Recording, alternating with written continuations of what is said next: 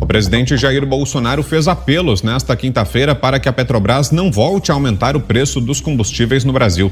Durante a sua tradicional transmissão ao vivo pelas redes sociais, o presidente afirmou que os lucros registrados recentemente pela empresa são um estupro, beneficiam estrangeiros e que quem paga a conta é a população brasileira. Quando se trata aqui de empresa pública ou de sociedade de economia mista, ela deve ter a função social. Petrobras, estamos em guerra. Petrobras, não aumente mais o preço dos combustíveis. O lucro de vocês é um estupro, é um absurdo. Vocês não podem aumentar mais o preço do combustível. Na noite de ontem, a Petrobras divulgou o resultado do primeiro trimestre, registrando um lucro de 44,5 bilhões de reais. Esse valor é 3.718% maior que o registrado no mesmo período do ano passado. O presidente do Senado, Rodrigo Pacheco, afirmou nesta sexta-feira que vai se reunir com o ministro da Economia, Paulo Guedes, e secretários estaduais da Fazenda para discutir os preços dos combustíveis. Em março, o Congresso aprovou um projeto de lei complementar que modifica a cobrança do ICMS sobre os combustíveis nos estados. Pela lei aprovada, a cobrança do imposto sobre os combustíveis incidirá apenas uma vez, de forma monofásica, e poderá ter uma alíquota única. Além disso, a legislação também reduz a zero as alíquotas para a PIS, PASEP importação e a COFINS importação sobre o óleo diesel. A gente vai a Brasília, então, para análise de José Maria Trindade. Salve, Zé. Boa noite. Salve. Muito boa noite, meu caro Vitor. Boa noite, Roberto, seja bem-vindo aqui a esse grupo muito bom. Boa noite, Ana, muito boa noite, Fiuza, e uma boa noite especial ao nosso grande compadre Augusto Nunes, que está em férias. Olha, o presidente Jair Bolsonaro é irritantemente coerente. Ele fala o que tem que ser falado e como deve ser falado. Todos os outros presidentes ou faziam intervenção branca ou fingiam que mandavam na Petrobras e não mandavam. O ex-presidente Lula só mandou porque fez um conluio lá dentro, onde os diretores mamavam e roubavam, e também até secretários lá, virou um antro, né? Chegou a um ponto em que os deputados que estão acostumados com dificuldades na área pública aqui, assustaram quando um simples operador lá de baixo, um gerente, devolveu 300 milhões de reais, devolveu 300 milhões. Para se ter uma ideia. Então, ali houve um domínio da Petrobras, mas um domínio para o mal. Esta ideia de que o presidente da República tem ali nas mãos os preços dos combustíveis só cabe na cabeça de quem pensa que o presidente pode artificializar preços. E isto não é possível. Mas veja bem, o argumento do presidente Jair Bolsonaro é muito coerente, porque ele não quer estatais, quer privatizar, inclusive a Petrobras. Sabe qual é o grande argumento? É o seguinte: se a Petrobras é estatal, se a Petrobras tem a maioria das ações nas mãos do governo federal, tem que ter uma ação social, tem que ter uma ação pró-Brasil. Não é só mercado, senão não precisava ter Petrobras e ações da Petrobras. Funcionários da Petrobras me dizem, me mandam aqui mensagens mostrando que a Petrobras não dá prejuízo e que a Petrobras tem uma ação própria. Não dá prejuízo até agora, mas se houver um prejuízo, se houver a necessidade de aporte de capital, quem vai colocar dinheiro lá? O governo. É lógico, como fazem outras estatais. No governo do presidente Jair Bolsonaro, é só olhar no orçamento. Todo orçamento tem lá investimentos nas estatais, ali tem a quantidade. No governo do presidente Jair Bolsonaro, esses investimentos estão menores, porque as estatais estão até dando lucro. Mas veja bem, ele não falou em artificializar preços, ou seja, congelar, mas fez um apelo à Petrobras na sua independência, deixando muito claro, para não afetar esse sensível mercado, né, de que não há como continuar assim. E hoje é uma unanimidade. Não pode gasolina chegar a R$10. Isso inviabiliza o país, inviabiliza o diesel que faz o transporte, inviabiliza a indústria, inviabiliza nós a cada dia. Como pagar R$450 num tanque de combustível de um carro comum? Imagine diesel. Não dá. Então, o presidente Jair Bolsonaro tem razão nesta indignação e fez muito bem em esclarecer de que ele não vai adotar medidas no sentido de artificializar ou congelar preços. Fez no mesmo tom e logo recebeu apoio.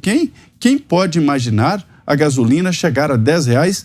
É essa a projeção que fazem por aqui.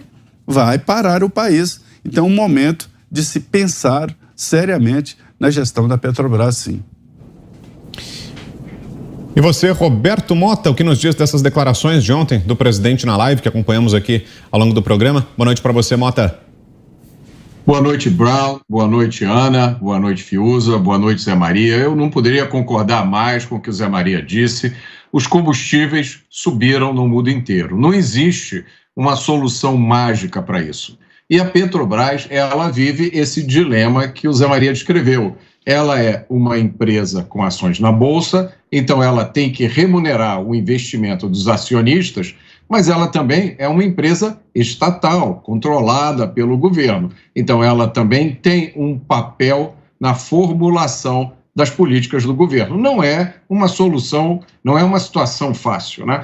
A boa gestão, por exemplo, recomenda que a Petrobras mantenha a paridade de preços com o mercado internacional. Porque se ela não fizer isso, ela pode ter prejuízo, e aí quem vai bancar o prejuízo é o acionista controlador, o Estado, e em última instância todos nós que pagamos os impostos. Ora, a Petrobras já teve margens no passado elevadas. Logo antes do governo Dilma Rousseff, a margem bruta da empresa girava por volta de 40%. Com o desastre da administração Dilma Rousseff, essa margem caiu para 22%, culminando em prejuízos.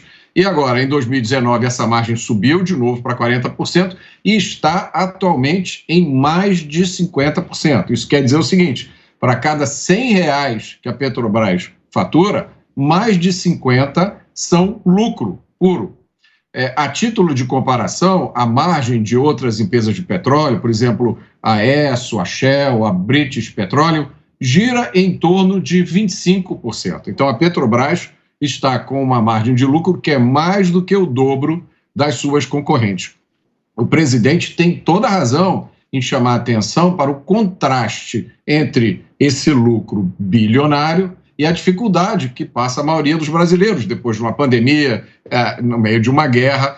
Alguns analistas sugerem uma solução muito interessante para esse dilema, que seria uma proposta da administração da Petrobras de remontar o seu orçamento de forma a mirar uma margem de lucro menor, na faixa de 30% a 35%. E a forma de se fazer isso seria através da convocação de uma assembleia da qual não participaria o sócio controlador, que é o Estado. Ou seja, os sócios minoritários, os investidores que têm a ação da Petrobras, apoiariam essa proposta, reconhecendo assim que a Petrobras tem também um papel social e que estamos todos no mesmo barco. Queremos ouvi-la também, Ana Paula Henkel. Boa tarde, Ana. Boa noite, Vitor. Boa noite, Zé, querido Mota, querido Fiuza. Um beijo carinhoso ao nosso mestre, Augusto Nunes, e boa noite à nossa audiência maravilhosa. Olha, Vitor, não estaríamos discutindo a live do presidente e o que o presidente disse, né, que tem razão ali, principalmente quando ele toca nos altos salários de quem entra e sai ali da Petrobras, se nós tivéssemos um cenário aberto, um mercado aberto na área de combustíveis no Brasil. É necessário privatizar a Petrobras. Obviamente que antes de privatizar a Petrobras, nós precisamos abrir o mercado de combustíveis no Brasil para a concorrência, para que o consumidor faça parte aí dessa cadeia do preço final. Obviamente, o barril do petróleo no mundo é o que dita o preço do combustível. O Brasil, mesmo tendo a Petrobras, mesmo sendo exportador de petróleo, mas não o petróleo, né, que vai direto para os combustíveis, não temos as estruturas das refinarias, então é preciso exportar para depois trazer de volta. Nós precisamos abrir esse mercado para que o consumidor possa escolher, que ele tenha aí uma gama de opções nessa área do combustível. Aqui na Califórnia, por exemplo, Vitor, primeiro que aqui nos Estados Unidos nós não temos uma Petro USA, não existe isso. Aqui na Califórnia, por exemplo, nós temos agora com a alta do preço em todo o mundo, nós temos na Califórnia o galão que vai de $4,50 até quase $8 em todo o estado. Muitas empresas relacionadas a esse campo de energia, e o consumidor define onde ele quer abastecer mais, se ele quer dirigir um pouco mais para ter um galão um pouco mais barato, e é preciso que nós comecemos a fazer pressão em qualquer que seja o nosso comandante no Planalto, para que essa pauta não saia mais do nosso radar. Nós precisamos entender que quanto menos Estado nas nossas vidas, seja no campo econômico, no campo social, no campo intelectual, no campo cultural, melhor para a nossa vida, melhor para o nosso caminho dessa liberdade, dessa independência.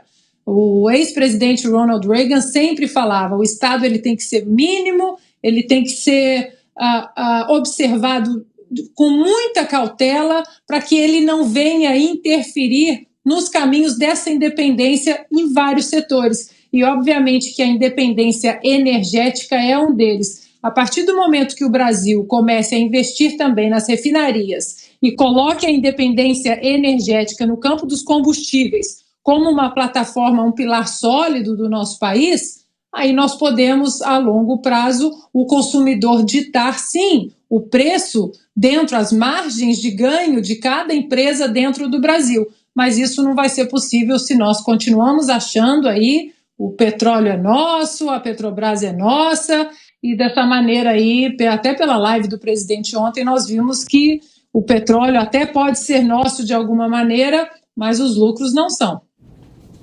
Bom, e esse é o tema da nossa enquete de hoje. A pergunta que já está no ar lá no nosso site hoje é justamente sobre isso. Você concorda com o apelo de Bolsonaro para que a Petrobras não aumente os preços dos combustíveis, sim ou não? Você já pode responder www.jovempan.com.br. Guilherme Fiuza, boa noite, Fiuza. Boa noite, Vitor Brown, Zé Maria Trindade, Ana Paula Henkel, Roberto Mota, um abraço ao mestre Augusto Nunes, boa noite a todos. O presidente da República não fez uma bravata, nem mesmo um apelo político. Ele lastreou o seu apelo na situação emergencial de guerra. Ele está se referindo ao evento da guerra na Ucrânia, que tem impacto forte sobre o preço de combustíveis, e ele está se referindo também à situação especial inflacionária ainda decorrente da pandemia. E ele está lastreando esse apelo na função social da Petrobras. Ele foi bem claro em relação a esse aspecto. Não é um ato de vontade dele, não é um chamado que ele está fazendo por ser o ano eleitoral. Ele embasou bastante bem a sua posição nesse aspecto, função social da empresa e circunstância de guerra. Então, evidentemente que há uma separação clara entre o que seria o governo federal ou o presidente da República abusando ali das suas funções para interferir no preço, portanto, de forma artificial, baixar, como o populismo tarifário que o PT fez o tempo todo e chegou até a taxa de juros. Não se trata de nada disso. Ele está assinalando que é uma circunstância especial e aí ele faz, como já citou o Roberto Mota, ele fez um paralelo com a média aí das margens de lucro das grandes petrolíferas e, de fato, a Petrobras está no nível bem acima dessa média. Portanto, é um chamado aos gestores da companhia, evidentemente que não se trata de mudar o método de formação do preço e não se trata de sacrificar a empresa. Trata-se, evidentemente, de não punir o país, porque, e aí as palavras dele, ele disse que mais um aumento do diesel, ele falou, o Brasil quebra. É uma força de expressão, mas, de fato, com a pressão inflacionária no ponto que já está no mundo todo, e o combustível aumentando dessa maneira, vai começar a trazer realmente problemas para certas atividades ficarem insolúveis, né? Fica, de fato, o frete, etc. e tal, quer dizer, o combustível é base do preço da sociedade praticamente inteira. Eu só acho esquisito, assim, aí vem a notícia sobre o presidente do Senado, Rodrigo Pacheco, que faz esse papel que nós estamos vendo, né? Ele vai lá, faz ali uma adulação ao STF, ele diz que as pessoas na rua representam, no 1º de maio, uma propensão antidemocrática, não dá para entender direito o que ele diz. E ele vai ao ministro Paulo Guedes.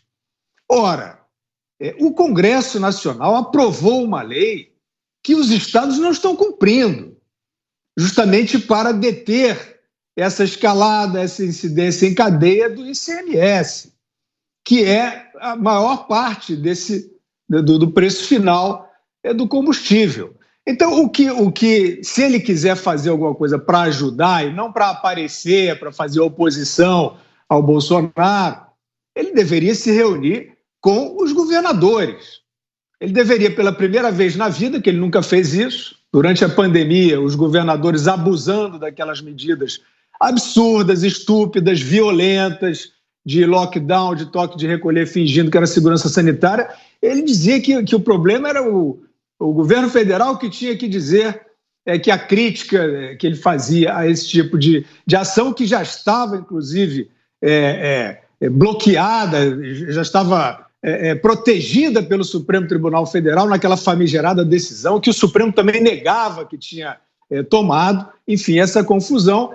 Ele ali se alinhava com os governadores, ele sempre se alinha com os governadores, né? O senador Rodrigo Pacheco. E nesse momento, na questão de crise de preços dos combustíveis, ele diz que vai aí se reunir com o ministro da Economia.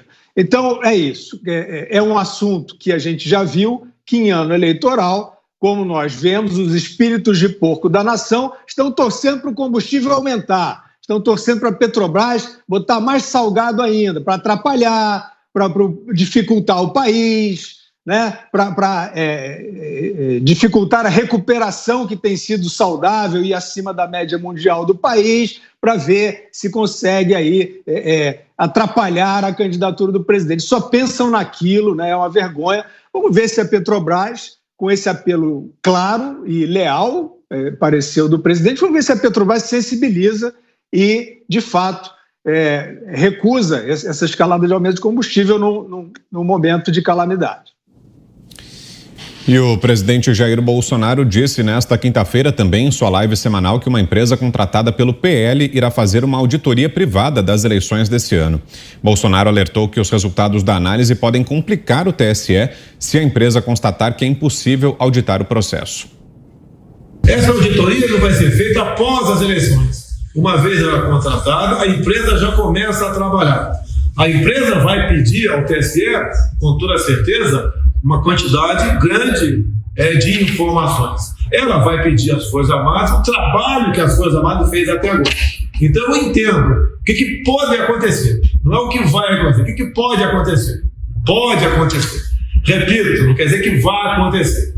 Pode, em poucas semanas de trabalho, essa empresa que faz auditoria no mundo todo, empresa de ponta, ela pode chegar à conclusão que, presta atenção, antes das eleições, ela pode daqui a 30, 40 dias chegar à conclusão do quê? Que dado a documentação que tem na mão, dado o que já foi feito até o momento, para melhor termos umas eleições livres de qualquer suspeita de ingerência externa. Ela pode falar que é impossível auditar e não aceitar fazer o trabalho. Olha que ponto nós vamos chegar. A declaração foi dada no mesmo dia em que o ministro da Defesa, general Paulo Sérgio Nogueira de Oliveira, pediu para o TSE divulgar os questionamentos feitos pelas Forças Armadas sobre o pleito desse ano. Você, Ana? O Bolsonaro está aí de acordo, né, na mesma sintonia que o povo. Eu acho que mesmo que o TSE, por mais que o TSE fique falando, as urnas são confiáveis, por mais que o ministro Barroso tente espalhar fake news de que o brasileiro está pedindo para voltar, inclusive o presidente pedindo para voltar para o sistema de cédulas, né? Uma fake news absurda e que as agências aí de checagem resolveram não checar essa fala do ministro Barroso. O presidente, ele representa uma parcela da sociedade, uma parcela que elegeu o presidente, e existe uma parcela da sociedade que ainda desconfia da lisura das urnas eletrônicas. Isso não é tentar demonizar a nossa democracia ou implodir os pilares da nossa república. Se é uma república, se é uma democracia, todo debate saudável precisa ser alimentado. E o debate sobre as urnas é um debate importante que a própria sociedade vem pedindo, que houve pressão dos ministros do STF e do TSE para que o Congresso empurrasse aí para o fundo da gaveta esse projeto da auditoria nas cédulas físicas. Não era transformação do nosso sistema eleitoral, senhor ministro Barroso, era só a auditoria nas cédulas físicas, ali com contagem pública, sob escrutínio público.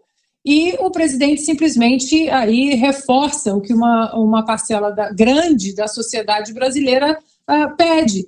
O que fica incômodo, né, nas pessoas que estão pedindo, que vieram pedindo desde 2021 essa auditoria física pública, na urna física, com o papelzinho ali caindo, para que houvesse a possibilidade de auditoria, uma das coisas que acho que incomoda essa parcela, grande parcela da população, é a histeria. Não pode debater, não pode perguntar, não pode ter auditoria privada.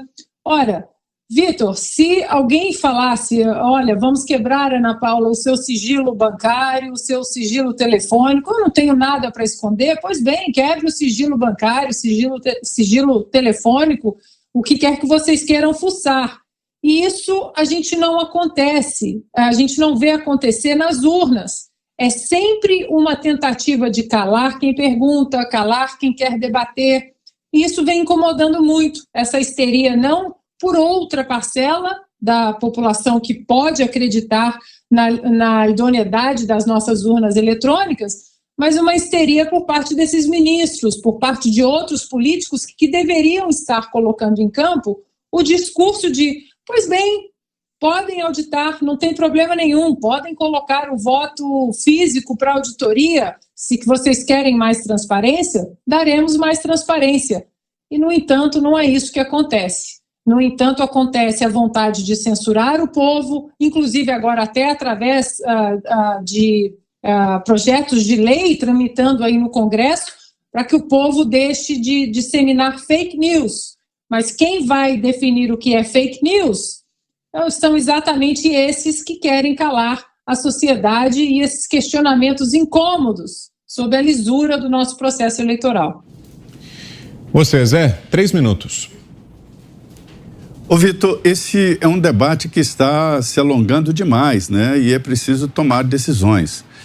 Recentemente eu li um livro que se chama Sereis como Deuses, né? Do Felipe Jimenez, e ele fala exatamente que a nova roupa do rei é essa história das urnas eletrônicas. Eu discordo dele sobre as urnas eletrônicas. Eu acho que as urnas eletrônicas são realmente muito boas de se aferir o voto, mas chegamos à mesma conclusão no sentido de exigir a impressão. Veja bem, não é incoerência. Eu acho que a urna eletrônica ela é viável, ela vem desempenhando um bom papel, né? Mas as pessoas não estão acreditando nas urnas eletrônicas. E o voto, segundo o mesmo Felipe Jimenez, tem que ser concretizado. Se não houver a concretização, né, a materialização do voto, ele não existe para ser contado publicamente. E é ele mesmo, o autor desse livro, que tem um debate profundo sobre essa história do voto impresso, ele disse que não adianta fazer auditoria. Não adianta. Lá em 2014, eu acompanhei todo o processo.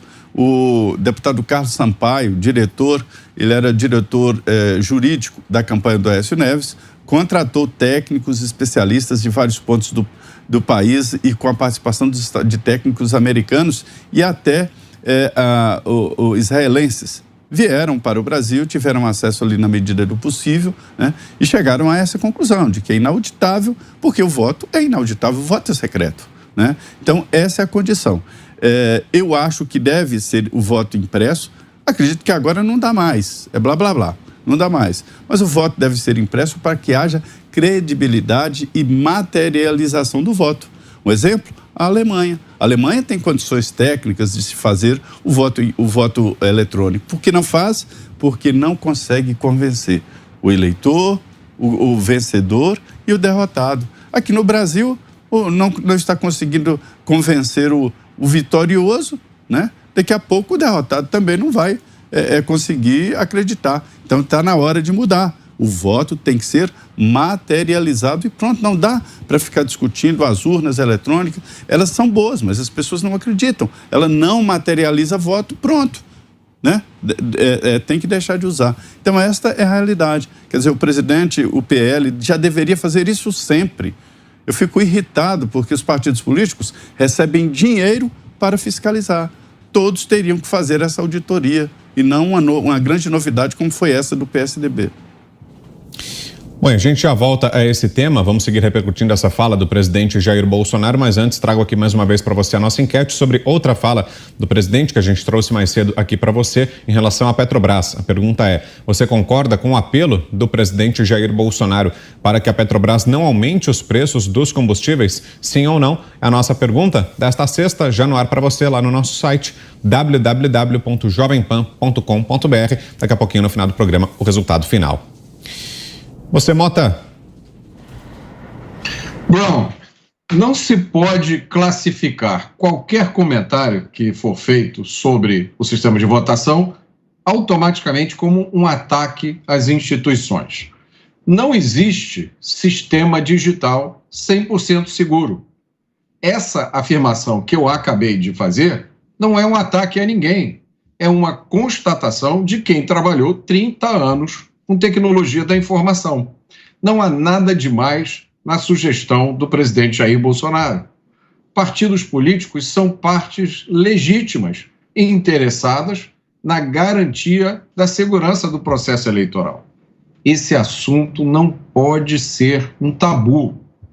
Resta ver agora se alguma empresa vai aceitar esse desafio de auditoria, que, do ponto de vista técnico, eu diria, é relativamente simples, mas o problema é o ponto de vista político, toda a tensão envolvida nesse assunto. Fiuza. Olha, essa auditoria vai encontrar uma série de vulnerabilidades, não tem a menor dúvida, porque justamente o que está em questão, que o TSE quer encobrir, não dá para entender. Eles não são do bem, não é isso que a gente ouve eles falar, que eles são do bem contra o mal.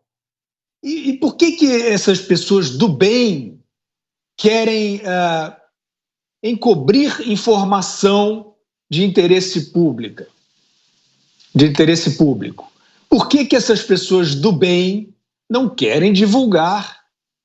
A discussão na Comissão de Transparência, que o nome já diz, a Comissão de Transparência sigilosa, é isso que as pessoas do bem, é nesse paradoxo que vivem as pessoas do bem. Então, é lógico que a auditoria, previamente à eleição, vai encontrar uma série de vulnerabilidades, porque elas existem. E neste trabalho de técnicos do INE e do ITA, a serviço do Ministério da Defesa, já foi dito pelo presidente Jair Bolsonaro que foram encontradas centenas de questões para averiguação de segurança, questões de vulnerabilidade do sistema. E isso também não é uma novidade, é apenas uma aferição mais ampla e mais específica, porque na Comissão de Constituição e Justiça da Câmara dos Deputados, ao se discutir a matéria da instituição do voto auditável, diversos técnicos trabalharam nas audiências da comissão e mostraram a todos, não é nenhum segredo, não é nenhum tabu, mostraram a todos onde estão as possibilidades de fraude, e há possibilidades de fraude em vários pontos do sistema. Então, o que quer dizer isso? Que o sistema não presta, é uma porcaria? Não, é dizer que o sistema tem que ser aprimorado. Porque aqueles que têm má fé, aqueles que vivem do crime, ou aqueles que querem, no caso político, ganhar o que não é deles, evidentemente que eles também vão se aprimorando. Nós vimos nos Estados Unidos da América um festival de indícios de fraude. Evidentemente que o sistema de lá era mais rudimentar, né? Boa parte ali foram votos pelo correio, foi aquele festival. Agora, aqui também nós temos o precedente da eleição de 2018, que é um assunto que o TSE misteriosamente não quer que se fale, do fato de que o sistema foi violado e o invasor ficou meses dentro do sistema, com acesso a várias possibilidades de interferência. Então, é evidente que esta auditoria que vai ser feita, e de que se trata aí? Trata-se de mostrar que que a sociedade brasileira não vai ficar dormindo, esperando aquelas subcelebridades que o TSE contrata para dizer que o sistema é lindo e é inexpugnável. A sociedade não vai ficar dormindo esperando esses comerciaizinhos do TSE. Ela quer vir à tona a realidade do sistema. E é claro que, neste momento, uma auditoria vai mostrar, sim, há as vulnerabilidades aqui, ali, a gente sabe, tem o flashcard, que é onde é colocada a programação dentro da urna. Já vimos na própria eleição de 2018 que aconteceu. E acontece, todo mundo que acompanha a eleição sabe que acontece, sabe que se vende fraude, a fraude no varejo também é possível. E a questão da totalização também tem a sua vulnerabilidade. Não é dizer que o sistema é uma porcaria, mas tem a sua vulnerabilidade. Como corrigir estas vulnerabilidades? Como aprimorar a segurança do sistema? Qual é o problema? É isso que está colocado e, evidentemente, uma auditoria vai ajudar a mostrar que, sim, há vulnerabilidades e elas precisam ser corrigidas.